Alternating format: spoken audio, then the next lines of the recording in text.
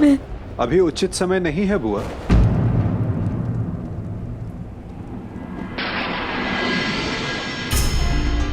किस बात का उचित समय नहीं है वासुदेव? भावुक होने का, अपने मन और कर्म से नियंत्रण खोने का। चूंकि भाव या कर्म या वचन उचित स्थान और उचित समय पर ही शोभा देते हैं। कदाचित इसीलिए प्रकृति ने मस्तिष्क का स्थान हृदय से ऊंचा रखा है, चूंकि समय पड़ने पर मस्तिष्क हृदय के प्रभाव पर नियंत्रण कर सके।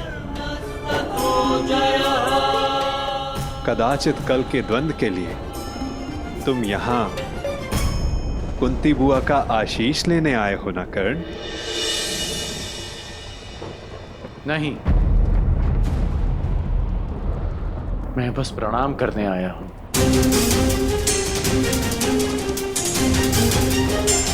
प्रणाम करोगे, आशीष नहीं लोगे? क्यों? क्योंकि विजयी होने का आशीष मांगकर मैं माता कुंती को धर्म संकट में नहीं डाल सकता। उस आशीर्वाद पर केवल उनके पुत्र अर्जुन का अधिकार है। तुम भी तो इन्हें माता कहकर पुकारते हो ना मित्र, तो इस नाते तुम भी इनके पुत्र हुए।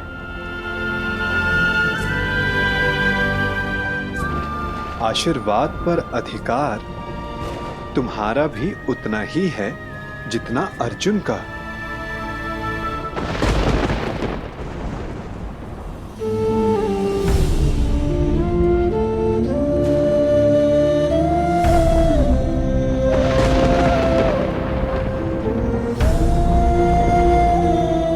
मैं यहां केवल कर्तव्य पालन के लिए आया हूं, अधिकार पाने नहीं।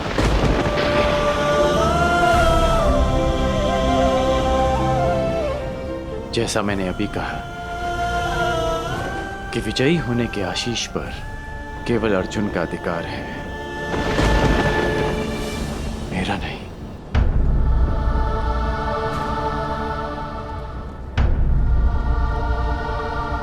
एक माता के लिए उसके पुत्र के विजय होने से अधिक उसका जीवित होना महत्वपूर्ण है।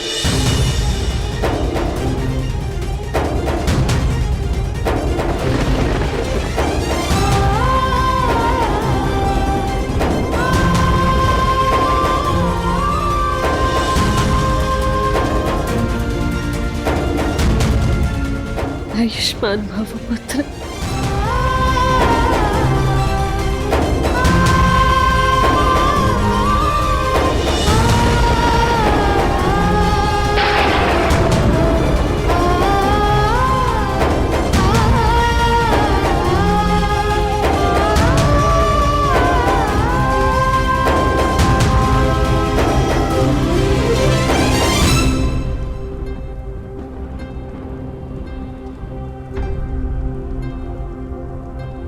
सत्य सम्मुख आएगा बुआ, परंतु उचित समय उचित स्थान पर।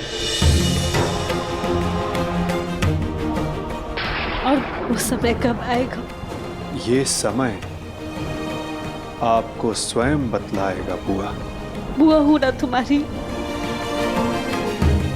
और भक्त भी। क्या इस युद्ध को रोक सकते हो? कर्म कर सकता हूं, परंतु फल समय के हाथ में है।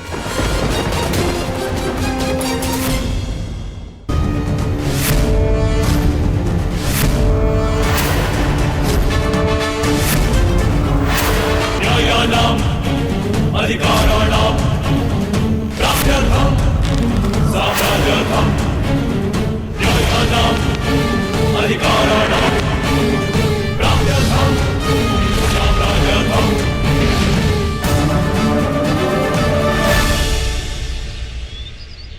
जिस परिवार को सुदृढ़ रखने के लिए मैंने मृत्यु को अपने से दूर रखा, उसका विभाजन मैं किस प्रकार देख सकता हूं?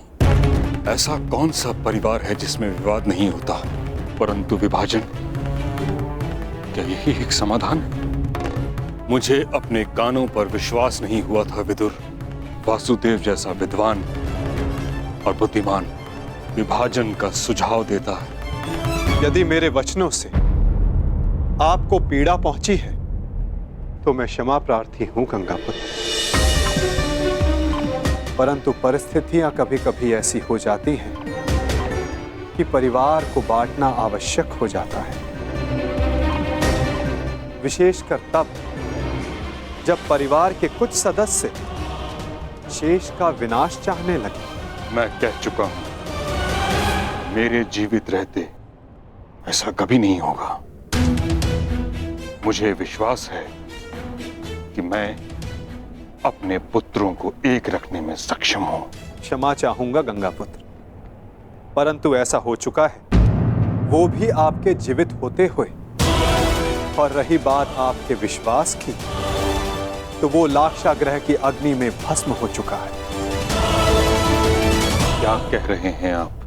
दुर्योधन और शकुनी ने पुरोचन से वारणाव्रत में जो भवन बनवाया था, वो भवन लाक्षागृह था। वो पांडवों को भेंट देने के लिए नहीं, अपितु पांडवों को अग्नि की भेंट चढ़ाने के लिए था गंगापुत्र। मुझे विश्वास नहीं।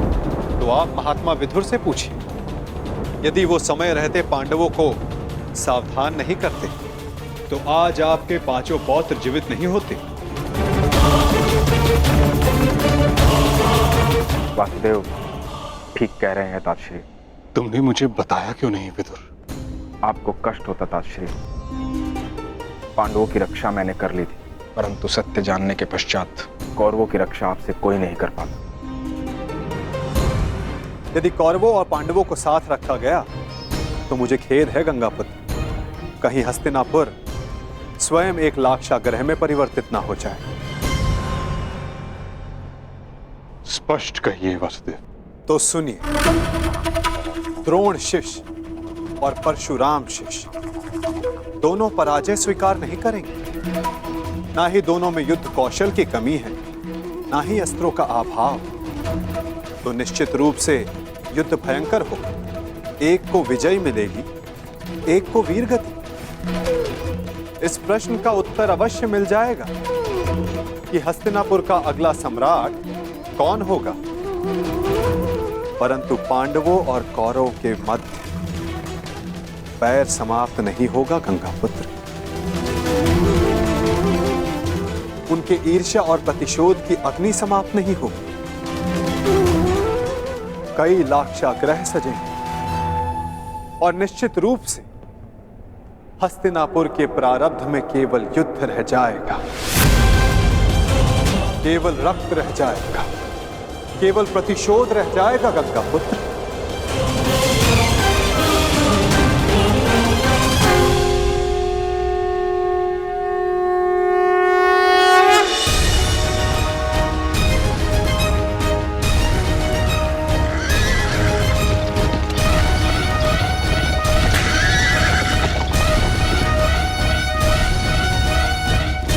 दो योद्धा युद्ध के लिए प्रस्थान कर रहे हैं और संभवतः उनमें से एक ही लौट पाए। निर्णय आपका है गंगापुत्र।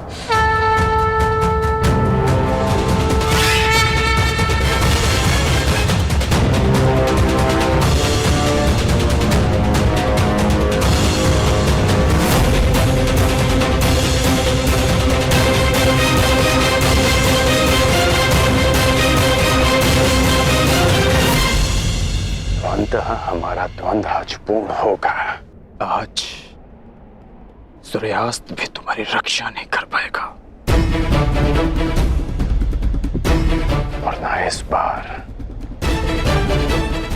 मेरे पास तुम्हें छोड़ देने का कोई बहाना होगा, क्योंकि ना तुम ब्राह्मण वेश में आए हो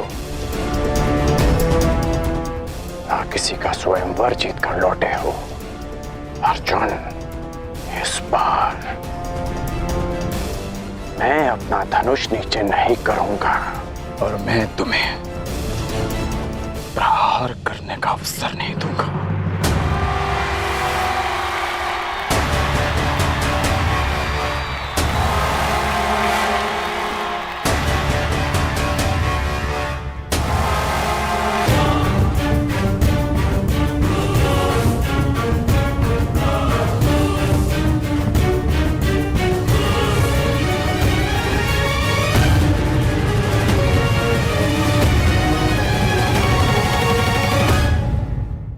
कर्ण और अर्जुन द्वंद्व के लिए प्रस्तुत है महाराज। द्वंद्व प्रारंभ किया जाए ताज।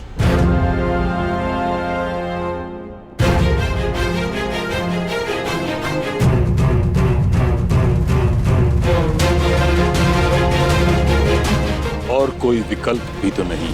द्वंद्व प्रारंभ हो।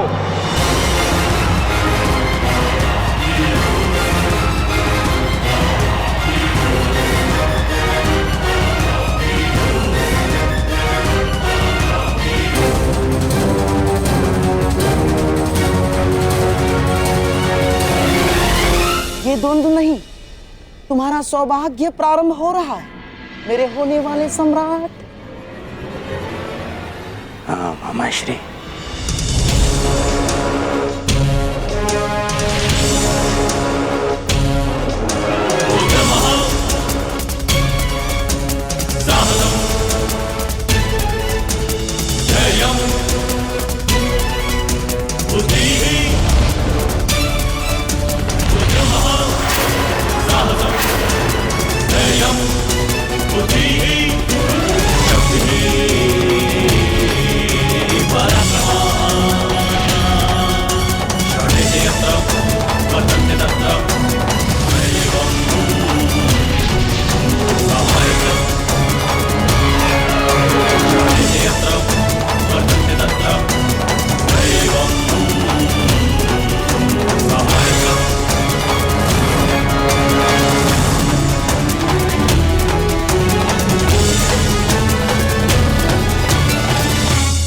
रुको।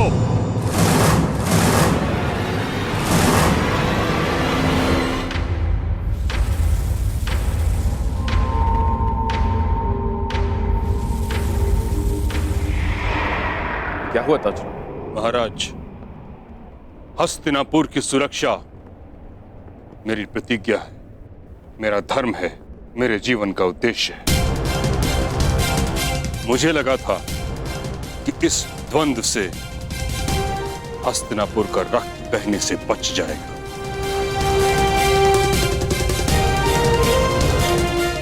परंतु अब मुझे प्रतीत होता है कि यह द्वंद्व हस्तिनापुर के हित में नहीं।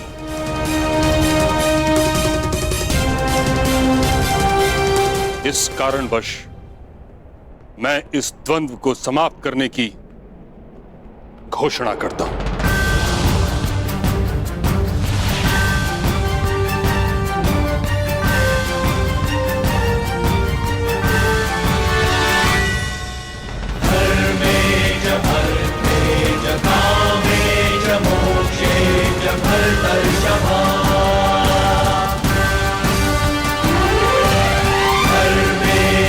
क्योंकि आज अंगराज की विजय हो या अर्जुन की, युधिष्ठिर सम्राट पद पर बैठे या दुर्योधन, इन भाइयों के मध्य का बैर और इनकी होड़ समाप्त नहीं होगी। परंतु पितामह, इसके अतिरिक्त और क्या हल है?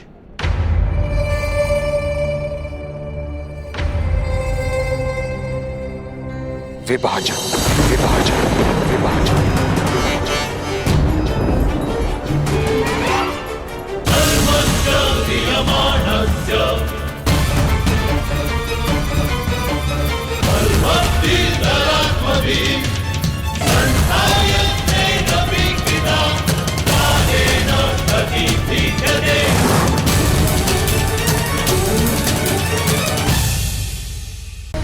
कितनी हानि, और ये भी समझ सकते हैं कि यदि एक बार अग्नि प्रज्वलित हो उठी तो उसे शांत करना कितना कठिन है, विशेषकर विद्वेष की अग्नि। वासुदेव, मैं तो शांत। शकुनी, शांत। विदुर, तुम्हारी नीति क्या कहती है इस विषय में?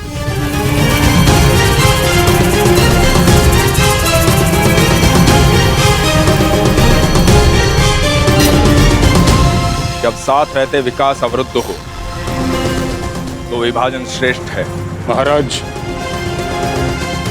विदुर ठीक कह रहे हैं। हमारे हाथ केवल विभाजन का संकल्प है, इसलिए राज्य उचित ढंग से और सामान्य भाग में विभाजित होना चाहिए।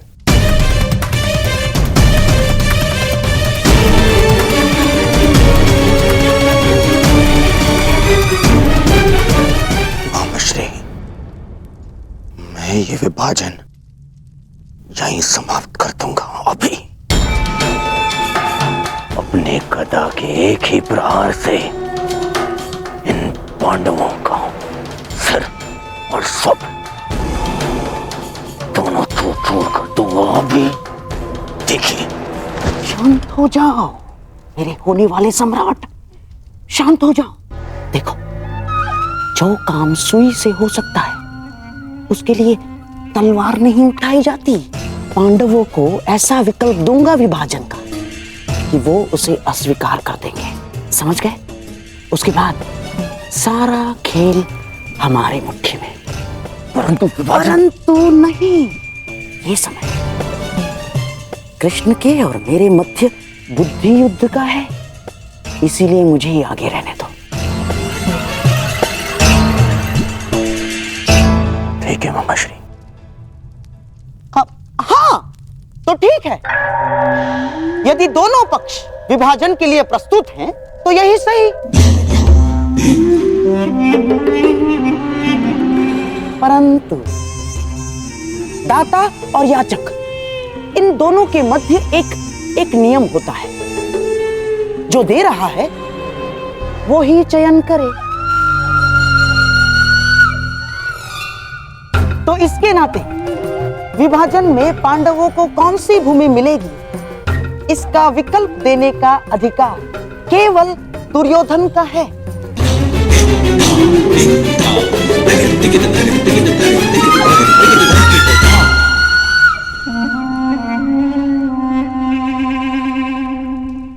तो कहिए गांधार राज, क्या सुझाव है आपके पास?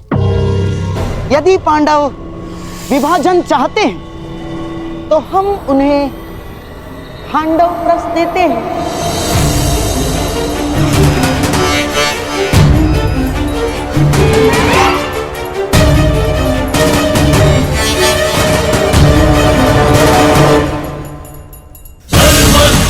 और यदि पांडवों को खांडव प्रस्थ स्वीकार नहीं तो हमें भी विभाजन स्वीकार नहीं।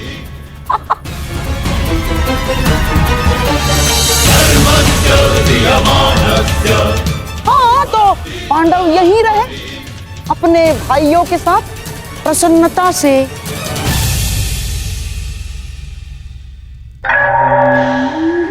प्रेम से और सेवा से। यह अन्याय है गांधार राज।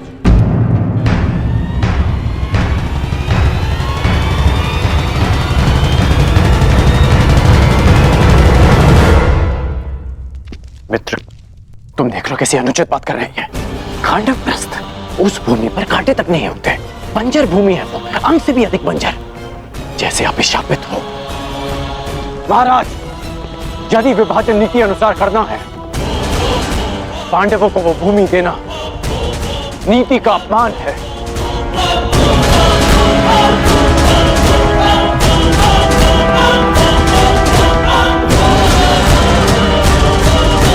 तुम दुर्योधन के मित्र हो या शत्रु, सदैव उसका अहित बोलते हो। मैं वही करता हूं जो मेरे मित्र के हित में हो, और मैं नहीं चाहता कि आपके एक और कुचक्र में फंसकर मेरा मित्र स्वयं को सदा के लिए इतिहास में अन्यायी सिद्ध करते।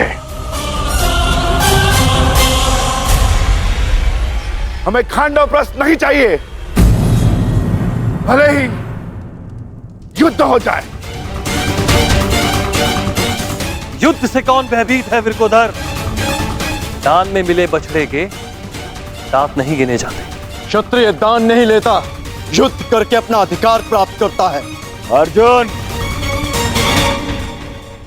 तुम्हारे बाणों का उत्तर भी है मेरे पास।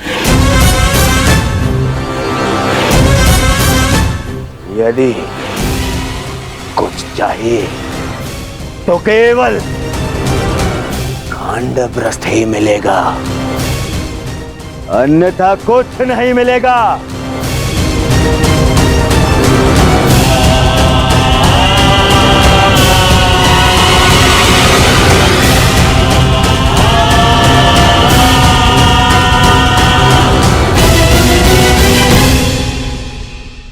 मित्र, इस अन्याय का भाग मत बनो। अन्याय? अपना अधिकार पाने में कोई अन्याय नहीं है मित्र। राजा मेरे पिता हैं, इसीलिए हस्तिनापुर पर केवल मेरा और मेरा अधिकार है। इस राजसभा में अब या तो उन्हें वो मिलेगा जो मैं चाहता हूं, अन्यथा वो जिसकी तुम्हें आकांक्षा है, और वो युद्ध है, युद्ध। इसलिए मामा श्री जो कर रहे हैं उन्हें करने दो।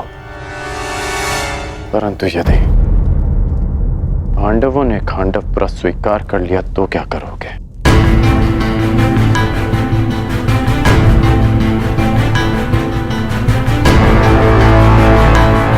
नहीं करेंगे,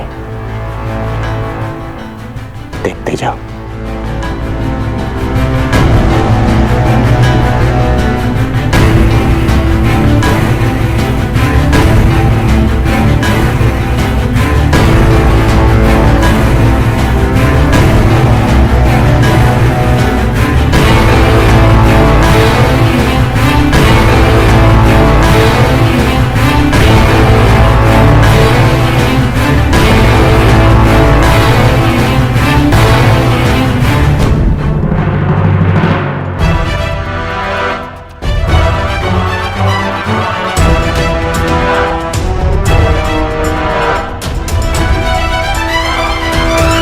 यदि खांडवप्रस्थ देकर मेरे अनुज दुर्योधन को संतोष मिलता है तो हमें खांडवप्रस्थ स्वीकार है।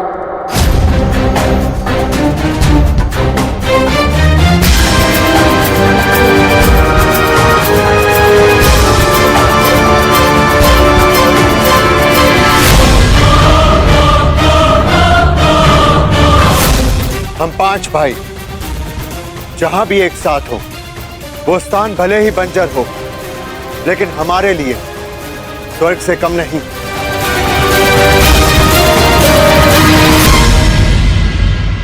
यदि प्रिय युधिष्ठिर को ये स्वीकार है, तो हस्तिनापुर नया राज्य बनाने में तुम्हारी सहायता करें।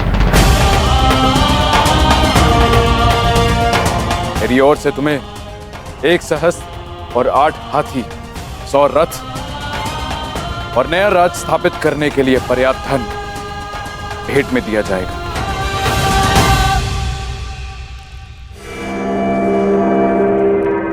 परंतु पुत्र, इसके बदले मुझे भी तुमसे कुछ चाहिए।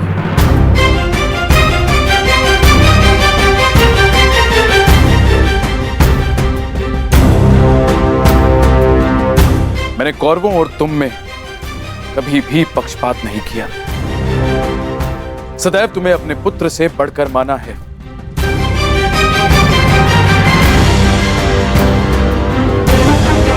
तुम 5 भाई सर्वशक्तिशाली हो। पांचाली जैसी चतुर भार्या है तुम्हारे पास, परंतु पुत्र, इस जन्मांध धृतराष्ट्र के पास कोई मार्गदर्शक नहीं। गांधारी और मुझे पथ दिखाने वाला कोई तो चाहिए पुत्र, कोई ऐसा जिसके समीप रहने से मेरे भ्राता पांडु की स्मृति बनी रहे। इसीलिए मेरी इच्छा है पुत्र, कि तुम्हारी माता कुंती यहीं हस्तिनापुर में रहे।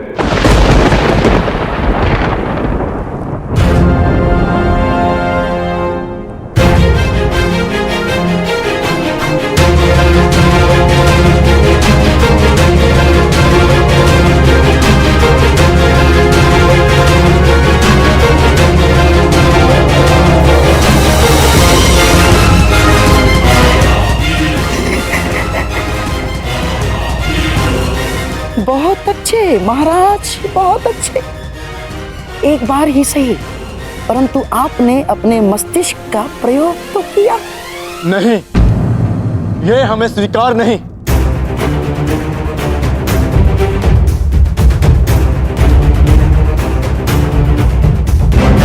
हाँ, यदि यही विभाजन की शर्त है तो हमें स्वीकार नहीं चाहिए पिताश्री। महाराज, आप ऐसी शर्त क्यों रख रहे हैं? क्यों एक माता को अपने पुत्रों से दूर कर रहे हैं आप? मैं कुंती को पांडवों से दूर नहीं कर रहा हूं अंगराज।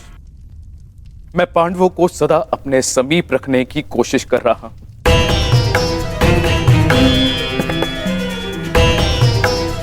कुंती यहां हस्तिनापुर में रहेगी तो पांडु पुत्र यहां आते जाते रहेंगे। उनका संबंध कभी हस्तिनापुर से समाप्त नहीं होगा।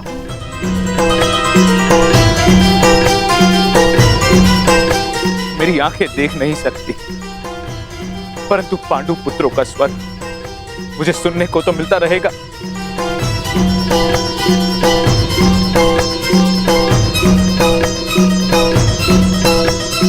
अद्भुत अद्भुत चतुरता दिखाई है महाराज धृतराष्ट्र ने।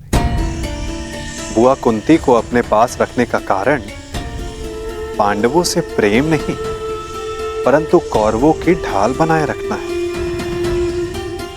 ताकि पांडव भूल कर भी हस्तिनापुर पर आक्रमण ना करें और वे सदैव उनके नियंत्रण में रहें। आपको क्या लगता है ताचरी, क्या मैंने कुछ अनुचित कहा?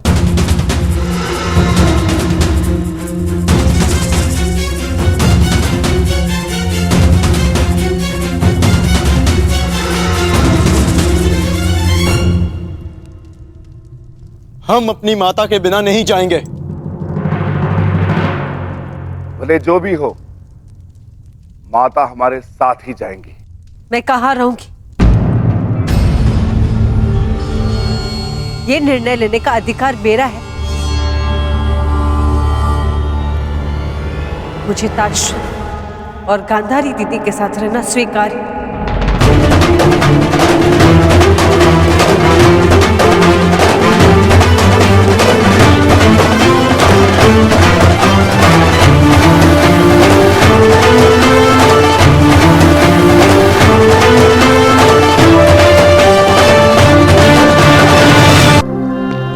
परंतु माता, यह असंभव है।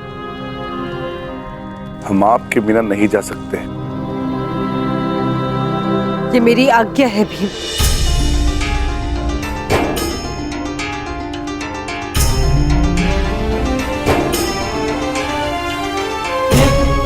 अर्जुन, भीम जीवन में कुछ निर्णय स्वीकारने में बड़े कठोर हो सकते हैं, चूंकि वे निर्णय नहीं, समय द्वारा ली जाने वाली परीक्षा होती है।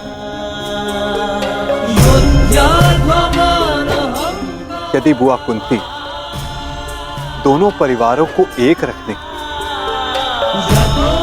महाराज धृतराष्ट्र की इच्छा पूर्ण करने के लिए इतना बड़ा बलिदान दे रही है, तो आप सबको इसका सम्मान करना चाहिए।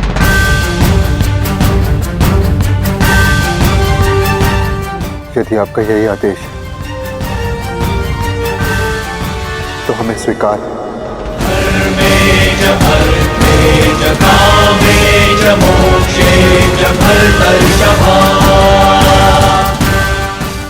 और माता से दूर रह पाना कठिन और कष्टप्रद होगा, परंतु आपकी इच्छा पूर्ति के लिए हम आपको छोड़कर खांडवप्रस्थ जाएंगे।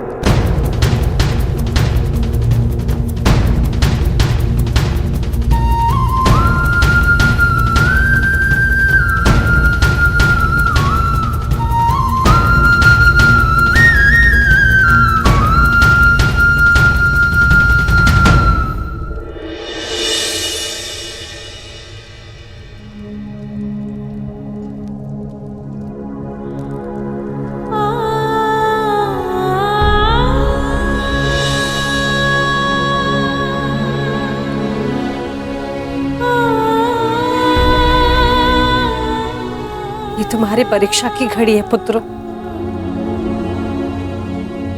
तुम्हें बंजर भूमि में पुष्प खिलाने, परिश्रम करना है और पांचों साथ रहना।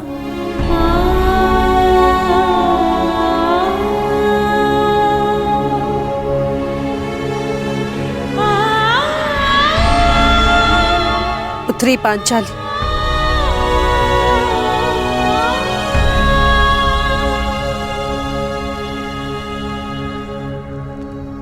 से मेरे पांचों पुत्र तुम्हारा उत्तरदायित्व है।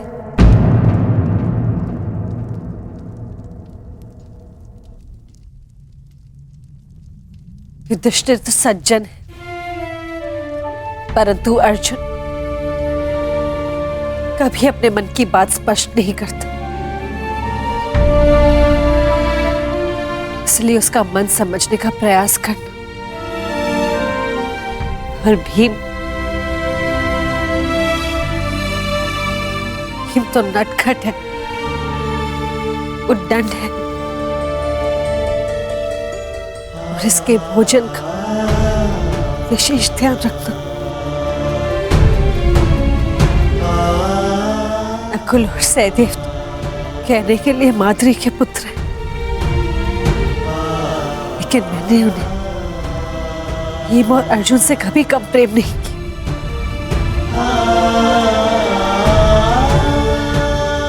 अब तक मैंने इन पांचों भाइयों को एक रखा, अभी उत्तरदायित्व तुम्हारा है या किसी ने।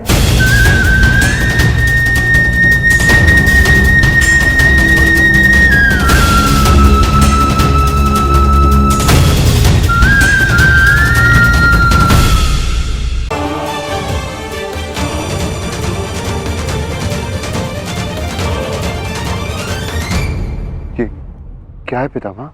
ये सब हस्तिनापुर के नागरिक हैं पुत्रों।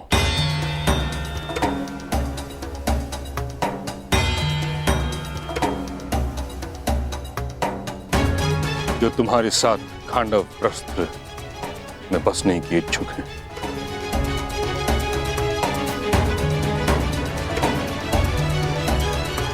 जाओ पुत्रों, जाकर एक नया प्रारंभ करो,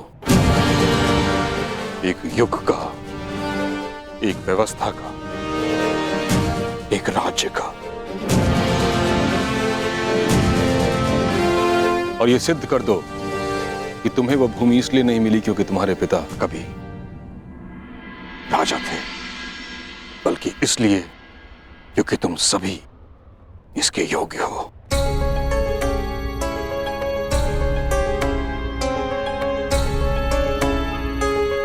आयुष्मान भव।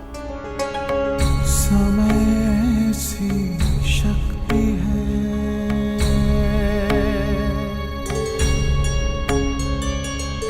सभी समय से हारे,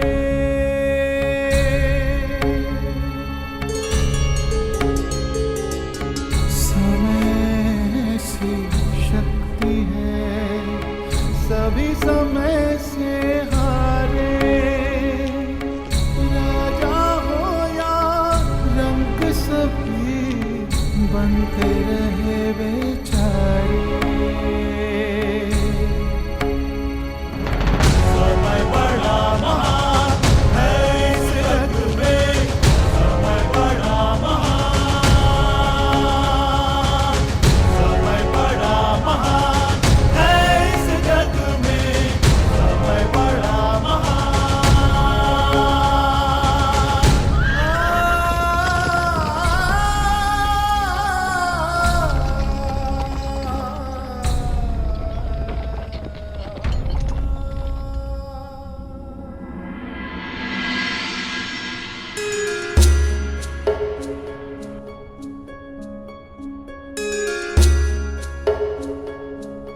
क्या अब भी अपने चैन से संतुष्ट होकर? हाँ वासुदेव, मैं अब भी अपने चैन पर अडिग हूं, क्योंकि इस समय मेरे मित्र को मेरी सबसे अधिक आवश्यकता है।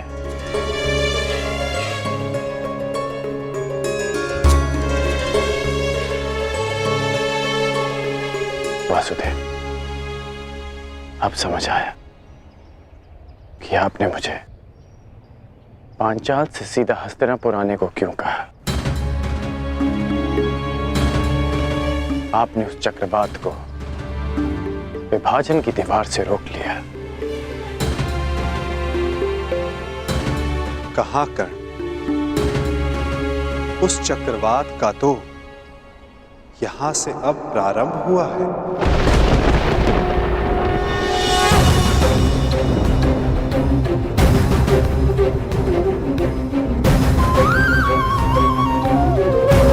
अर्थात ये सब आपकी योजना है।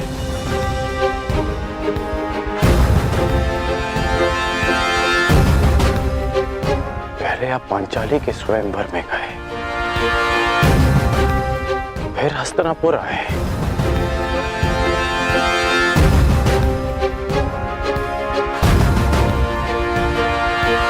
आपकी वास्तविक योजना क्या है? क्या छिपा है इस मधुर मुस्कान के पीछे? क्या चाहते हैं आप वासुदेव? मैं तो केवल तुम्हें अपने पक्ष में चाहता हूं कर्ण। मैं तो आप ही के पक्ष में हूं वासुदेव, परंतु मेरा दुर्भाग्य है कि आप पांडवों के पक्ष में हैं। आपने उनका चयन किया। एक बहुत ही बुद्धिमान ज्ञानी पुरुष ने मुझसे कहा था कि मनुष्य अपने प्रत्येक चयन का परिणाम स्वयं भुगतता है। और इसी कारण वो तथाकथित ज्ञानी पुरुष तुम्हारा अत्यधिक सम्मान करता है अंगराज। चूंकि युद्ध हो या परिणाम का पालन, तुम अन्य सबसे भिन्न होकर और उनसे एक पग आगे भी हो सकता है, परंतु आप सबसे सैकड़ों पग आगे हैं केशव। आपसे कोई स्पर्धा नहीं कर सकता। हाँ, चूंकि मैं किसी स्पर्धा में सम्मिलित ही नहीं होकर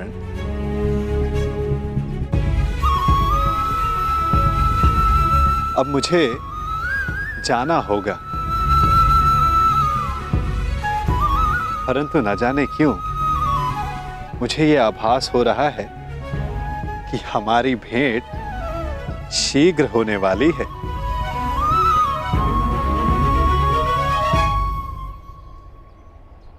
आपसे पुनः मिलना अच्छा लगेगा वासुदेव। बस इतनी सी आशा है कि कूटनीति का फिर से कोई खेल ना हो। मैं कूटनीति नहीं खेलता कर्ण। मैं तो बस नीति के लिए मार्ग बनाता हूं। जहां कोई पथ ना हो वहां पथ प्रदर्शन करता हूं। सारथी जो हूं।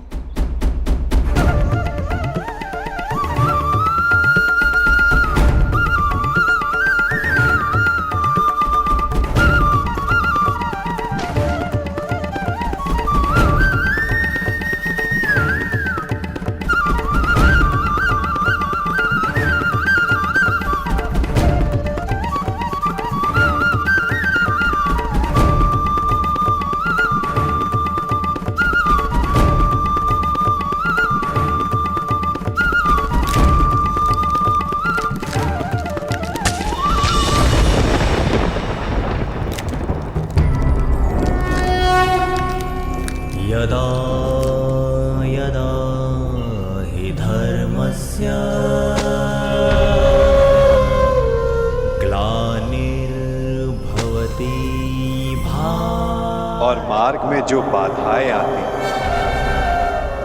उन्हें दूर भी करता हूं।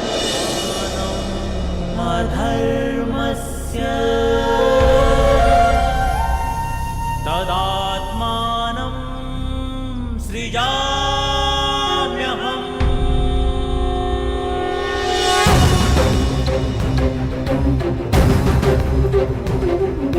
परित्राणाय साधूनां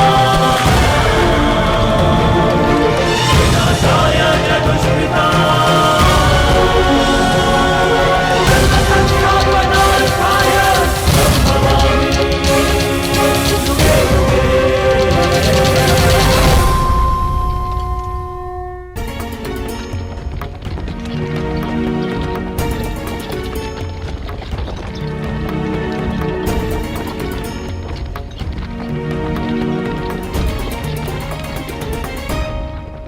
आर्य युधिष्ठिर इतने चिंतित क्यों हैं? पांचाली,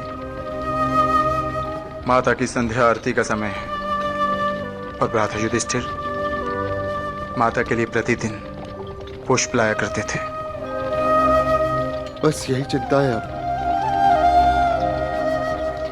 कि माता के लिए पुष्प उनका कौन सा पुत्र लेकर आएगा।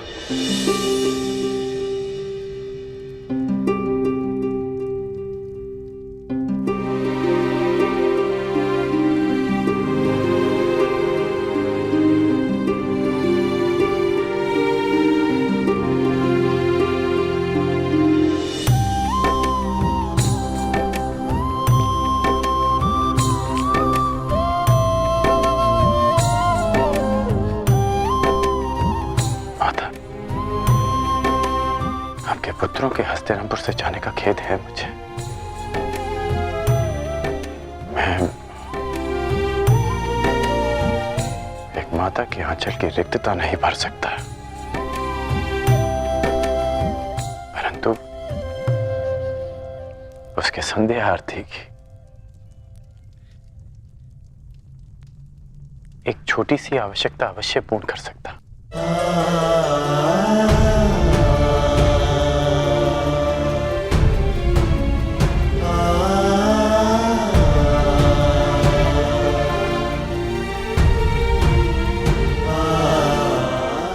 बहुत चिंतित होकर उस बंजर खांडव प्रस्थ में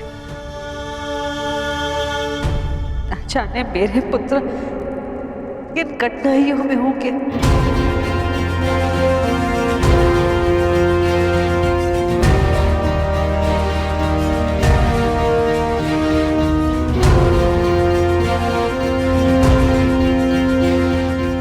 तो इस बात की मुझे कोई चिंता नहीं, क्योंकि मैं जानता हूं कि सहायता उनसे अधिक दूर नहीं।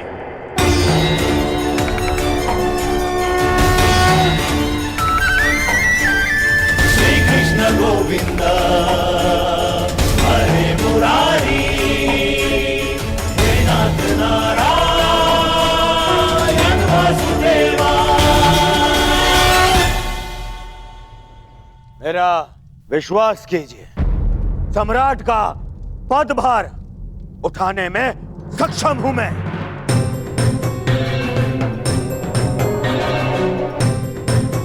यदि ताचरी अपनी अनुमति और आशीर्वाद दें तो मुझे कोई आपत्ति नहीं पुत्र।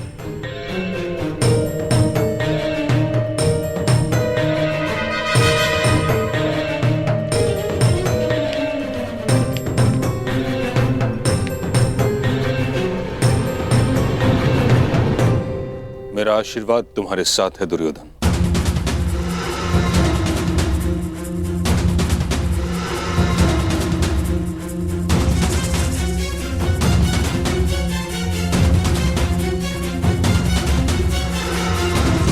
किंतु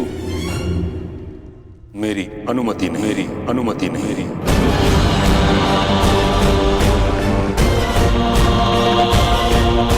हस्तिनापुर का संरक्षक होने के नाते सिंहासन के उत्तराधिकारी पर मेरा पूर्ण विश्वास अनिवार्य है, और तुमने अब तक ऐसा कुछ किया नहीं है दुर्योधन, जिस कारण तुम इस पद के योग्य माने जाओ। तो आज्ञा दीजिए मामही, मैं अपने मित्र दुर्योधन के लिए दिग्विजय करना चाहता हूं। कदाचित तुमने ठीक से सुना नहीं कारण मैंने क्या कहा।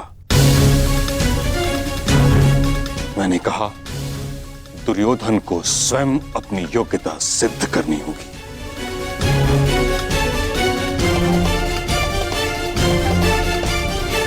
सम्राट बनने के लिए योग्यता का अर्थ केवल रण विजय प्राप्त करना नहीं, शान प्रबंधन भी है। युद्ध नीति नहीं, मैत्री नीति भी है। सम्राट बनने की शीघ्रता तुम्हें केवल दिग्भ्रमित करेगी दुर्योधन। ज्वालंत मनोकामनाओं की अग्नि का धूम्र तुम्हें मार्ग से भटका देगा। परंतु मैंने ऐसा कौन सा अनुचित मार्ग चुना है पितामह? हस्तिनापुर की मर्यादा के कारण जिस विषय पर मैं मौन हूं, उसे तुम निर्लज्जता के साथ छिपा रहे हो दुर्योधन। मत भूलो, इस समय तुम गंगा पुत्र भीष्म के समक्ष खड़े हो। यदि आज हस्तिनापुर का विभाजन हुआ तो उसका कारण केवल तुम्हारी वह मूर्खता थी जो तुमने अपने मामा की संकेत पर की।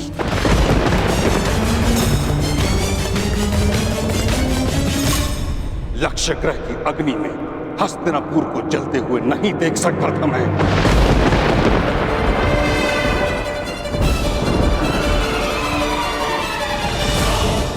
इस कारण विभाजन स्वीकार किया मैंने।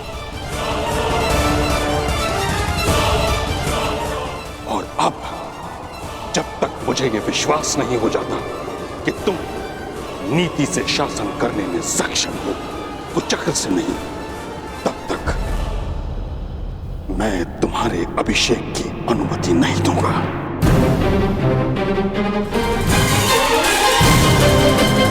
विश्वास नहीं हो जाता कि तुम नीति से शासन करने में सक्षम हो, कुचक्र से नहीं, तब तक मैं तुम्हारे अभिषेक की अनुमति नहीं दूंगा। परंतु पितामह। दुर्योधन,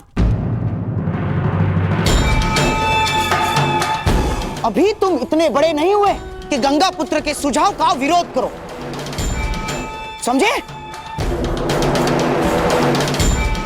महामहिम, बच्चा है, नहीं समझता कुछ बातें, परंतु मैं आपसे सहमत हूं और आपको विश्वास दिलाता हूं कि दुर्योधन अपने सिंहासन पर तभी अधिकार दिखाएगा जब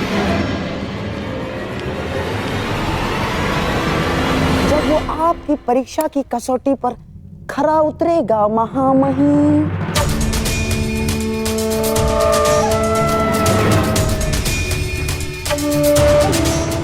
तुम मूर्खता मत करो।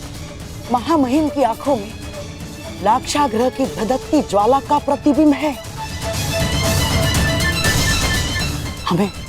हमें कुछ और करना होगा मेरे होने वाले सम्राट। अब सम्राट युधिष्ठिर अपना राज्य संभालेंगे। आपका विनोद कभी कभी समझ में नहीं आता है। अभी तो मैं सही अर्थों में राजा भी नहीं बना और आपने मुझे सम्राट कहकर संबोधित कर दिया। सम्राट बनने में कौन सा भेद है धर्मराज? बस एक राजसूया यज्ञ करने की देरी भर है। शीघ्र ही आपके महल में सहस्त्रों राजा पधारेंगे। उपहास न उड़ाएं वासुदेव। कैसा राजसूय यज्ञ, कैसा महल? इस समय तो यहाँ पर सर छुपाने के लिए वृक्ष की छाया भी नहीं है। जब राजा बन गए हो तो महल भी इतना शीघ्र बन जाएगा कि आभास तक नहीं होगा। बस महल की नींव बलशाली रखनी होगी और इसके लिए मुहूर्त विचारने का समय नहीं है धर्मराज। बस मेरे कथन पर विश्वास कीजिए और तैयार हो जाएं। सत्यं क्रोधो दशकं धर्मलक्षणं दशकं धर्मरक्षणम्। अपना प्रभुत्व स्थापित करना ही होगा। और मगध का अर्थ है जरासंध।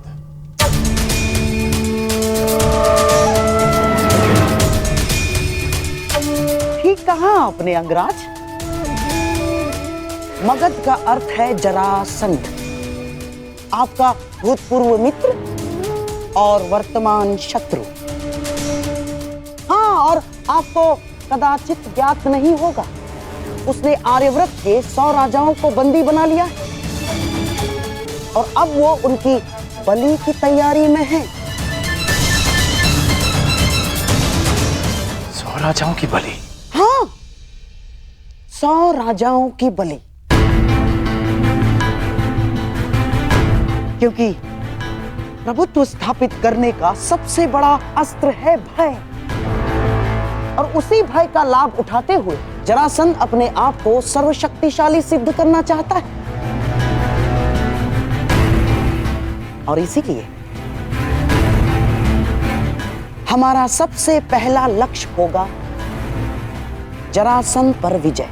परंतु हाँ, प्रश्न ये भी उठता है कि कौन महायोद्धा जरासंध को दुर्योधन के पक्ष में लाने में सक्षम है।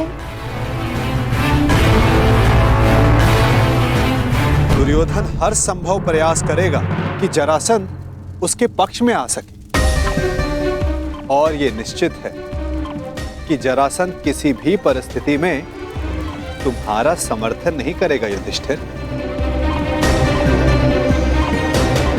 तो अब केवल एक मार्ग शेष है, जरासंध का अंत।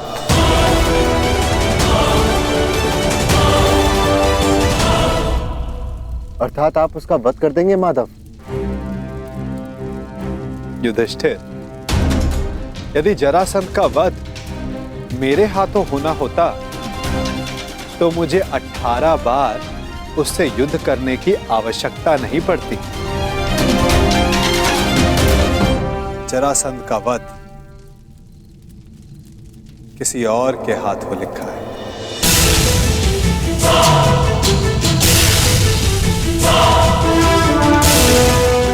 भ्राता भीम, क्या आप इस बाधा को समाप्त कर सकते हैं?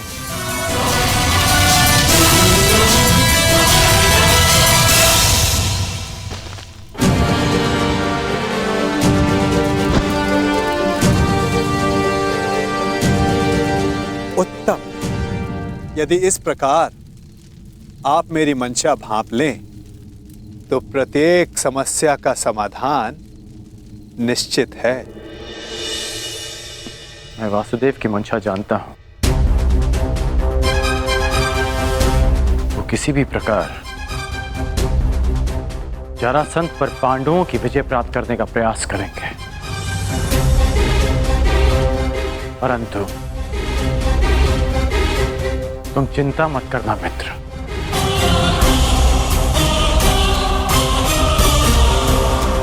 मैं पांडवों से पहले जरासंध का समर्थन प्राप्त कर लूंगा, और इस भांति आर्यवत के 100 राजा भी तुम्हारे पक्ष में आ जाएंगे।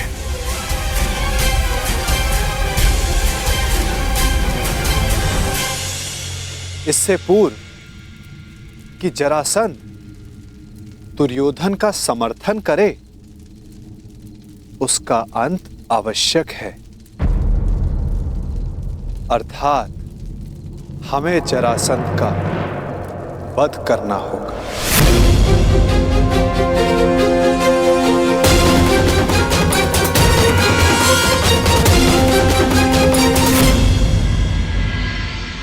महाराज जरासंध की, महाराज जरासंध की, महाराज जरासंध की, महाराज जरासंध की।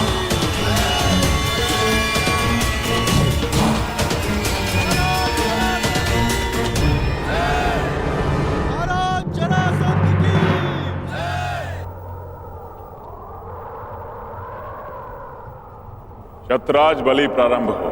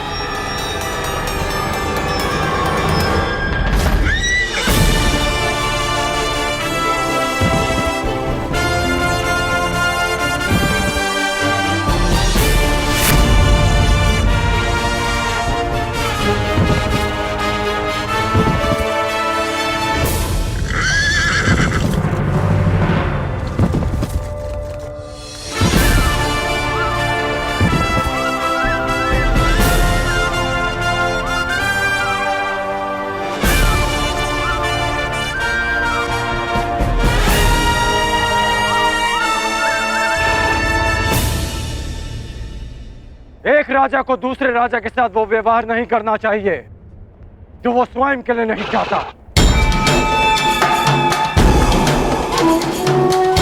मुझे जब भी तुम्हारी सहायता की आवश्यकता पड़ी तुम एक बार मेरी सहायता करने अवश्य आओ।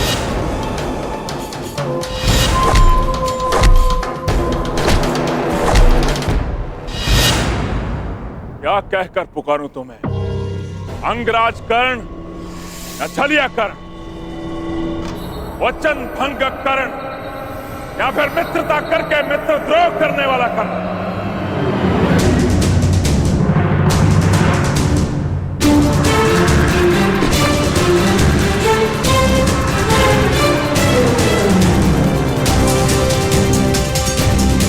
न्याय का योद्धा परशुराम शिष्य राधे कर्ण पुकार सकते हो,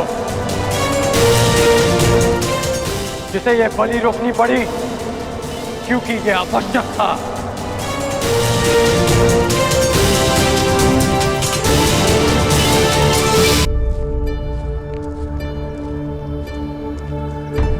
क्या आवश्यक है वासुदेव?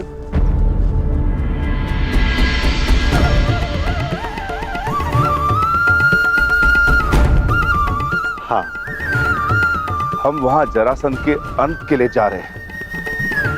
अपनी सुरक्षा के लिए वेश बदल कर जाना, क्या यह कायरता नहीं?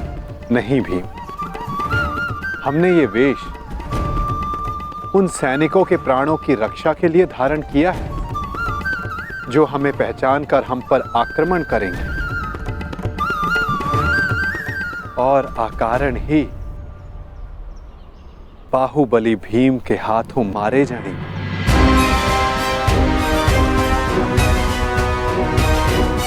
अब प्रस्थान करें। मुझे अभी भी प्रतीत होता है कि जो हम करने जा रहे हैं वो योद्धाओं की मर्यादा नहीं।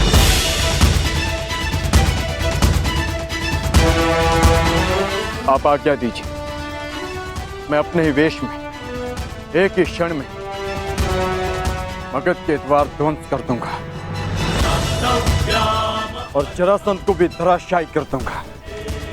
तुम्हारा ये आक्रोश और तुम्हारी युद्ध के लिए ये उत्सुकता मुझे किसी और का स्मरण करा रही है अर्जुन।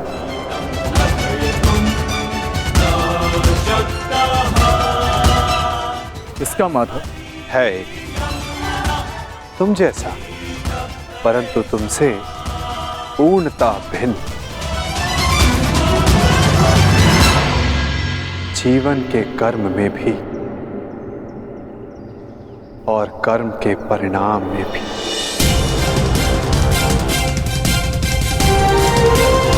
जरासंध, मैं मित्र दुर्योधन की ओर से तुम्हें सावधान करने आया हूं। शीघ्र ही तुम पर आक्रमण होने वाला है, इसलिए अपनी सुरक्षा का प्रबंध करो और हस्तिनापुर से संधि भी। और इस मित्रता का मोल क्या होगा?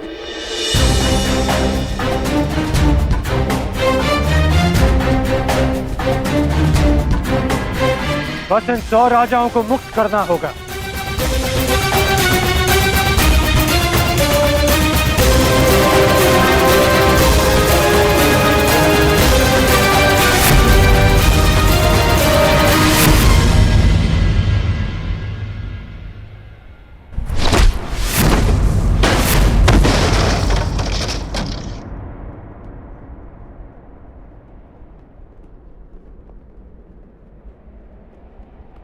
जरासंध तुम जैसे छल करने वालों से संधि नहीं करता,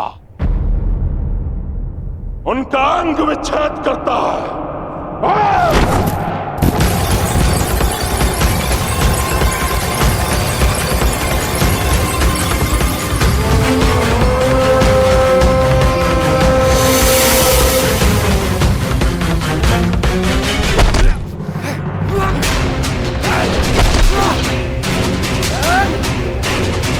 मेरी बात मानो, इन राजाओं को मुक्त कर दो जरासंध।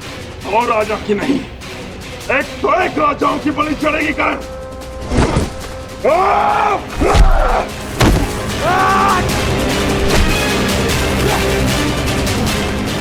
अपने क्रोध पर नियंत्रण रखो जरासंध। तुम्हें देखते ही क्रोध ने मुझ पर नियंत्रण कर लिया कर।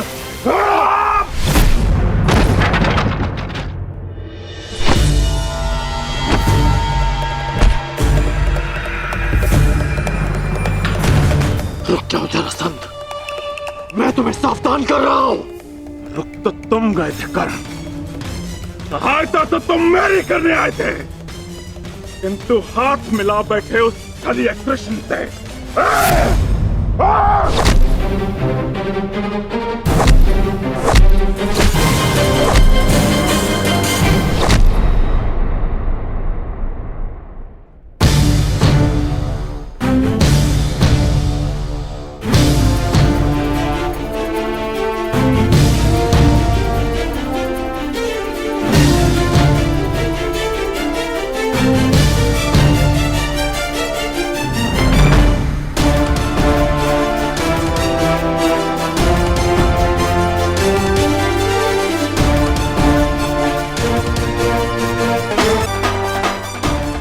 यहाँ युद्ध करने नहीं आया।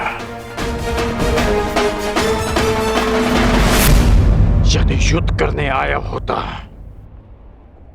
तो तुम और ये युद्ध कब के समाप्त हो गए होते। इस भांति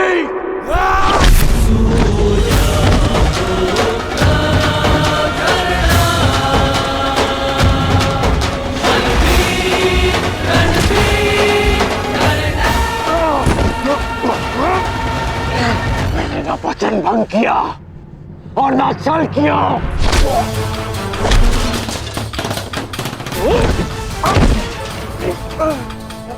मैं युद्ध में तुम्हारी सहायता के लिए पहुंचा था, परंतु रुका रहा क्योंकि वासुदेव शांति का प्रयास कर रहे थे।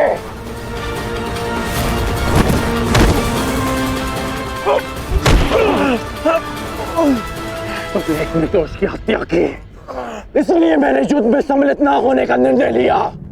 मैंने मित्रता भंग नहीं की।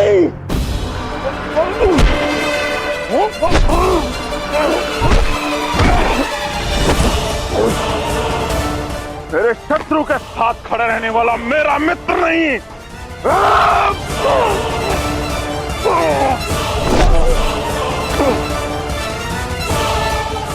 तो तुम अपनी ही भाषा में सुनो। यदि शत्रु का शत्रु मित्र होता है तो हस्तिनापुर से संधि करो और इन राजाओं को मुक्त करो।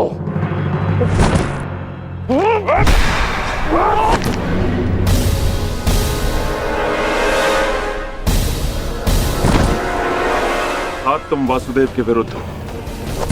नहीं, मैं वासुदेव के विरुद्ध नहीं, परंतु अपने मित्र दुर्योधन के साथ हूं, जो वासुदेव के विरुद्ध है। अब मेरी बात ध्यान से सुनो।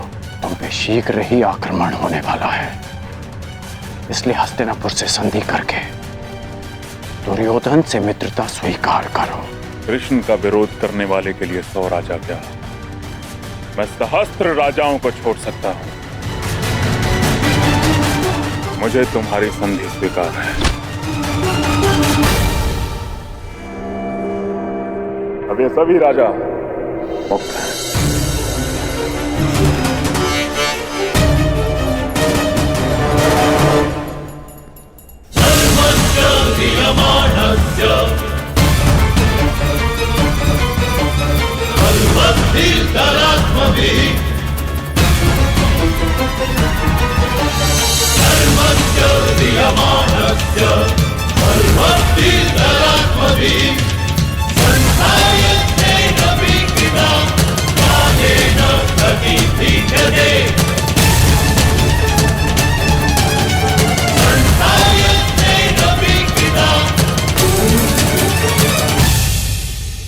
हम लोग नगर द्वार पे क्यों खड़े? भीतर क्यों नहीं जा रहे वासुदेव? शांत विकोधर।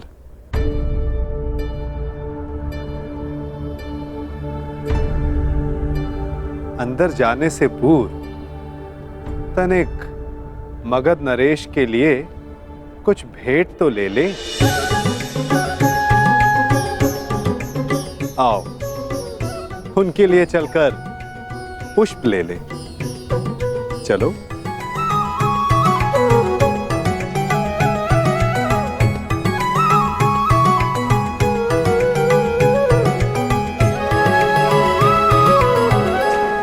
आप सब अपने राज्य जाने के लिए मुक्त हैं।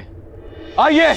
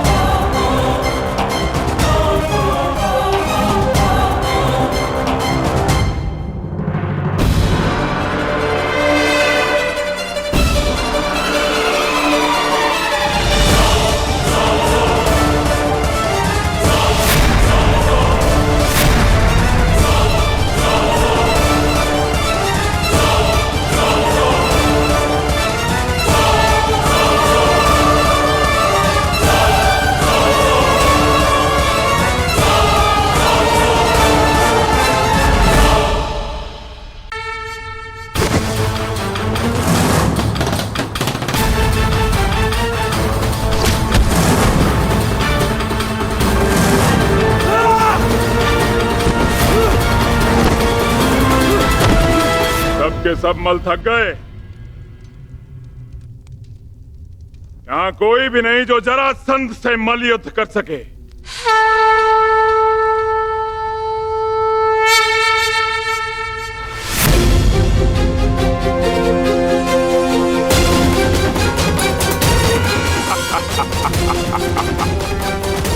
लो, अब ये ब्राह्मण मुझसे मल युद्ध करने आए हैं।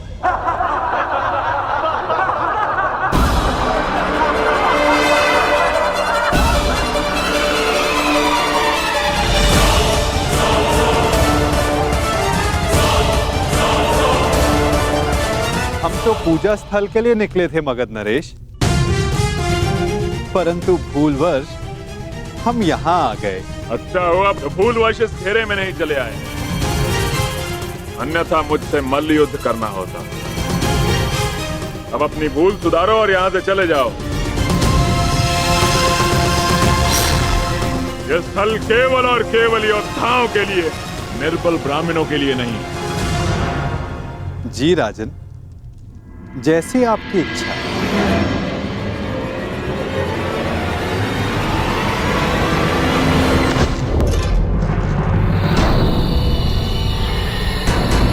ये युद्धकांक्षी है।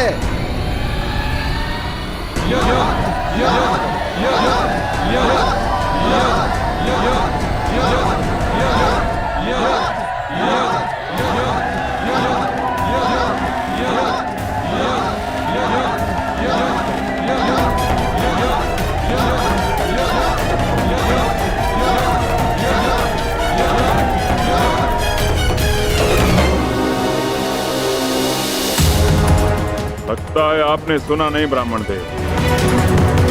अब कृपया इस घेरे से बाहर चले जाइए,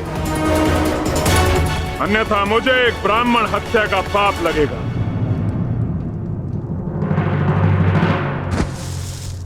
कुछ क्षण पहले आपने सभी को चुनौती दी थी मगध नरेश,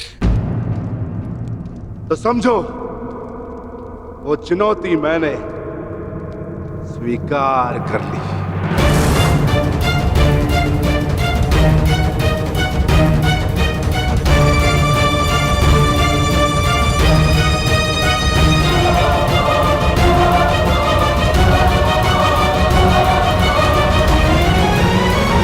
अद्भुत आत्मविश्वास है आप में ब्राह्मण देव, किंतु आज आपके साथ साथ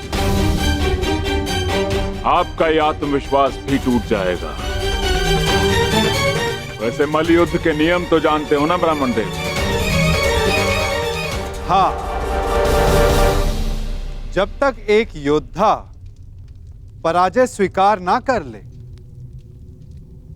युद्ध होता रहेगा।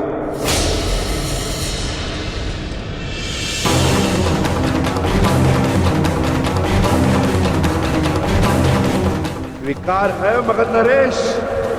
स्वीकार।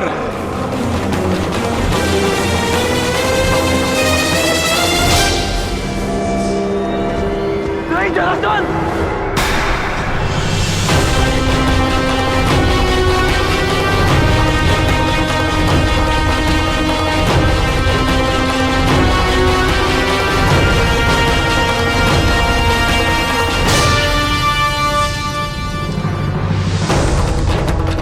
ये चुनौती स्वीकार मत करना।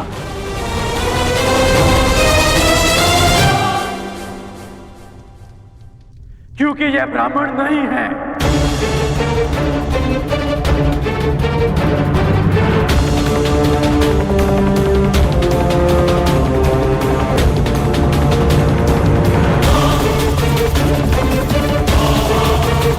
तो फिर कौन है ये? एक योद्धा को युद्ध से पूर्व अपने प्रतिद्वंदी का सत्य परिचय मिले, यही युद्ध नियम है। जिसने तुम्हें चुनौती दी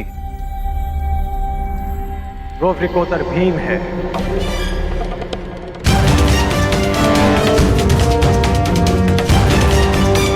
ये धनुर्धारी अर्जुन है।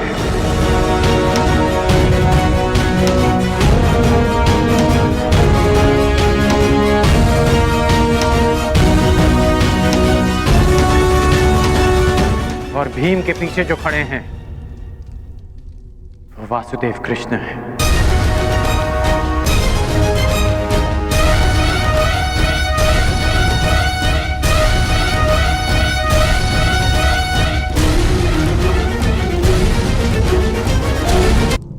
अब सत्य जानने के पश्चात तुम ये चुनौती अस्वीकार कर सकते हो।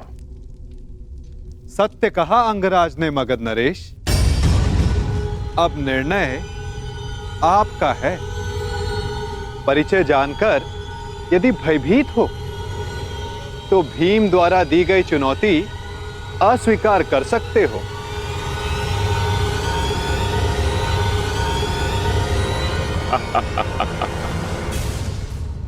मैं तुम्हारी भांति रणछोड़ नहीं हूं वासुदेव। युद्ध की चुनौती मैं किसी भी परिस्थिति में, किसी भी वेश में कभी टाल नहीं सकता।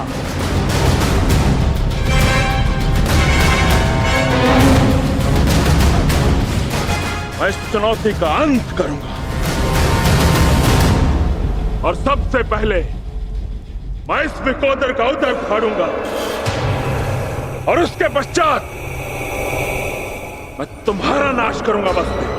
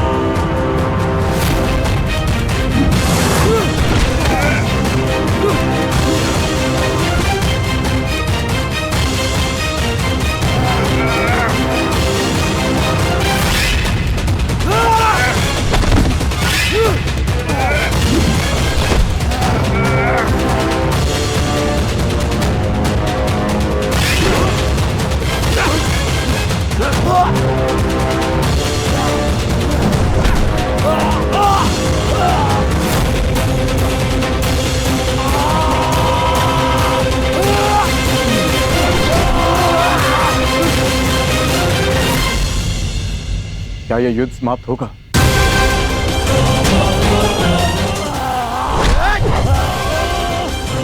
जिसका प्रारंभ हुआ है उसका अंत भी निश्चित होता है पार्थ।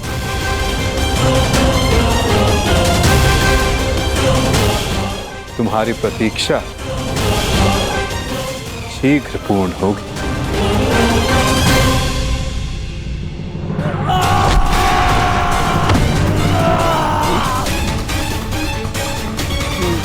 उठो जरासंध, युद्ध करो, उठो।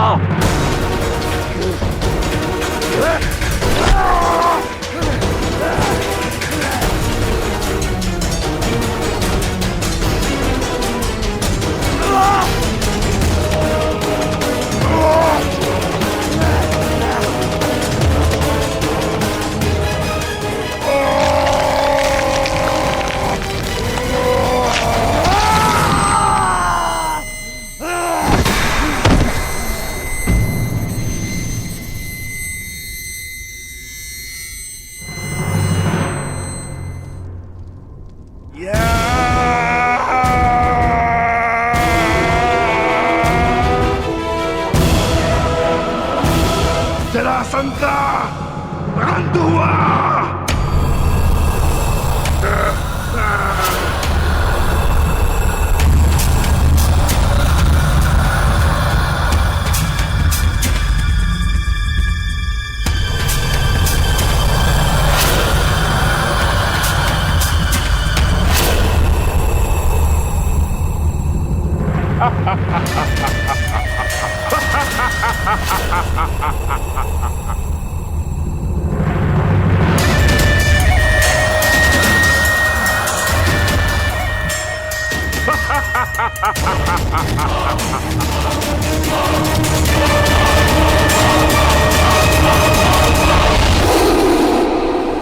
मुझे चुनौती देने से पूर्व मेरे जन्म की कथा तो जान लेते। माता के गर्भ से 2 पिंडों में जन्मा मैं, मृत, और मेरे शरीर को वन में फेंक दिया गया। वहां जरा नामक राक्षसनी ने उन पिंडों की संधि करके जोड़ा और मेरा नामकरण हुआ जरासंध।